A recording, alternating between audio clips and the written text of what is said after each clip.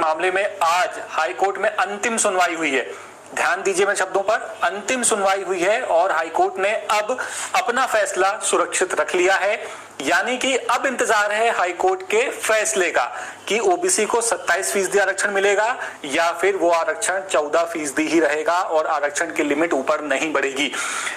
राम, कैसे देखते हैं? एक और फैसला फिलहाल सुरक्षित है। बिल्कुल, एक और हार्ड एंड रिजर्व फैसला मध्य प्रदेश में आ गया है और सबसे बड़ी बात यह है, ये जो अंतिम बहस हुई है ओबीसी आरक्षण पर, उसमें 50% सीमा समेत सुप्रीम कोर्ट के अधिकारों पर दोनों पक्षों में तीखी बहसबाजी भी हुई है और इस तीखी बहसबाजी के बाद ही फैसला सुरक्षित रख लिया गया है। तो इसे अब देखिए, बहुत बड़े वर्ग से जुड़ा हुआ मामला है। ये सिर्फ बात, चूंकि केस का नाम ओबीसी आरक्षण केस है, इसलिए सिर्फ हम ये नहीं कह सकते कि ओबीसी से जुड़ा मामला है। इससे यूआर भी इफेक्टेड है और सामान्य वर्ग के जो बंदे हैं उनका भी ईडब्ल्यूएस तो चर्चा में है ही। ईडब्ल्यूएस इस समय चर्चा में है, तो बहुत बड़े वर्ग से जुड़ा हुआ मामला है। और इससे पहले भी प्रमोशन में आरक्षण केस का जब मामला आया था, वहां पर भी हार्ड एंड रिजर्व हो गया था, 90 दिन वापस पूरी हो गई, लेकिन उसमें वापस से फिर सुनवाई हुई और अभी तक उसका कोई नतीजा नहीं आया है। तो अतुल, जब हम लगातार कवरेज करते हैं इन मामलों का, तो थोड़ी मोड़ी जानकारी हमें भी हो जाती है। तो उस नाते में ये कहना चाहूंगा, जो आपने सवाल किया कि मैं किस तरह देखता हूं इसे,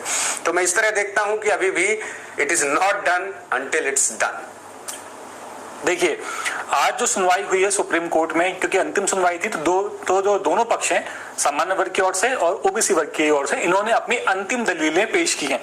मैं आपको पढ़कर बताता हूं जरा कि दोनों पक्षों ने क्या कहा है। तो सामान्य वर्ग की ओर से जो सीनियर अधिवक्ता है अमन लेखी ने, इन्होंने दलीलों में कहा है अपनी कि राज्य सरकार का जवाब याचिकाकर्ताओं के तर्कों को कमजोर नहीं बल्कि मजबूत करता है। उन्होंने कहा कि कई महत्वपूर्ण कानूनी मुद्दों पर सरकार ने कोई स्पष्ट जवाब ही नहीं दिया। उनका तर्क था कि 50% आरक्षण सीमा, संविधान के अनुच्छेद 16 से जुड़े हुए सिद्धांत, अनुपातिकता, प्रशासनिक दक्षता और इंदिरा साहनी फैसले की व्याख्या जैसे मुद्दों पर राज्य का पक्ष अधूरा रहा। यह भी कहा गया है कि राज्य सरकार जिन सुप्रीम कोर्ट के फैसलों पर भरोसा कर रही है वो वास्तव में याचिकाकर्ताओं के पक्ष को ही समर्थन देते हैं। यानी कि ओबीसी वर्ग जो ये कह रहा था बार बार कि संविधान में कहीं भी 50% सीमा का जिक्र नहीं है, इंदिरा साहनी मामले को बार बार बीच में लाया गया था, तो उसी पर सामान्य वर्ग लगातार उसे काउंटर कर रहा था। और एक बात और कही गई अमन लेखी की ओर से कि एसवी जोशी, जर्नैल सिंह, राजेश कुमार श्रीवास्तव और बी के पवित्रा जैसे कई मामलों का हवाला देते हुए कहा गया कि वर्तमान विवाद से अलग इनका संदर्भ है। उन्होंने ये कहा कि इंदिरा साहनी मामले में तय 50% सीमा आज भी प्रभावी संवैधानिक सिद्धांत और सामान्य कानून बनाकर उसे पार नहीं किया जा सकता।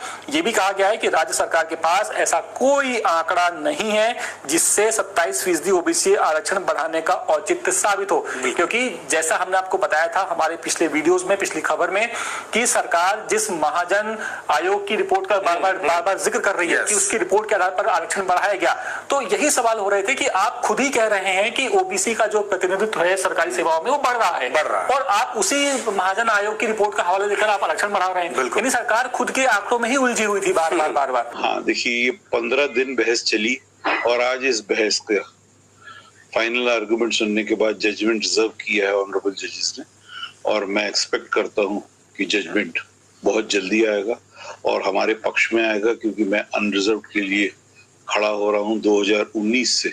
और 2019 में 19/3/2019 को मुझे याद है मैंने आर्ग्यू किया था, क्वांटिफेबल डाटा मध्य प्रदेश गवर्नमेंट कहीं ला ही नहीं पाई। कानून ये कहता है कि जिस दिन आप ऑर्डिनेंस लाते हो या जिस दिन आप एक्ट लाते हो जहां आप 14 से 27% की तरफ जाने का डिक्लेयर करते हो, उसके पहले आपको अध्ययन करना पड़ेगा और पूरा क्वांटिफेबल डाटा तैयार करना पड़ेगा, उससे निष्कर्ष निकालना पड़ेगा। ये सुप्रीम कोर्ट का न्याय दृष्टांत इंदिरा साहनी में क्लियर है 99। पर मध्य प्रदेश सरकार ने कहीं किसी तरह से कोई मेहनत नहीं की थी। और मैंने अपने बहस के दौरान भी ये कहा कि जिस पीरियड में ऑर्डिनेंस लाया गया था, पहली बात तो ऑर्डिनेंस लाने की कोई जल्दीबाजी थी नहीं। आजादी के लगभग 50-55% वर्ष बीत चुके थे और 14% ही चला आ रहा था। अचानक ऑर्डिनेंस क्यों लाया गया? क्योंकि 11 महीने की कमलनाथ गवर्नमेंट जो थी वो वोट बैंक पॉलिटिक्स खेल रही थी। पर मजे की बात यह कि जब कमलनाथ गवर्नमेंट गिर गई तो वो ऑर्डिनेंस के बाद जो बिल प्रोड्यूस लाया गया विधानसभा में बीजेपी गवर्नमेंट के द्वारा, शिवराज सिंह चीफ मिनिस्टर बने, वो भी इसी ऑर्डिनेंस के बेसिस पे कंटिन्यू किया गया।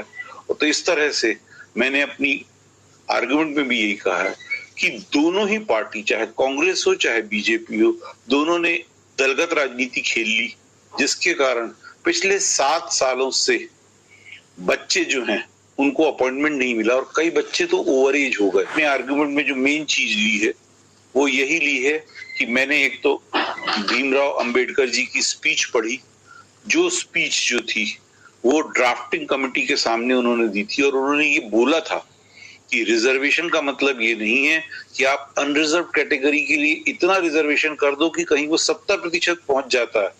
और मैंने ये उदाहरण दिया कि मध्य प्रदेश में आज की तारीख में कहीं 27% होता है और ईडब्ल्यूएस का मिला के टोटल 73% रिजर्वेशन हो जाएगा। तो even doctor Bhimrao Ambedkar, who is the father of the constitution, he himself has said it कि कहीं 70% के करीब पहुंच जाएगा तो फिर जो अनरिजर्व कैटेगरी है उनके साथ अन्याय माना जाए।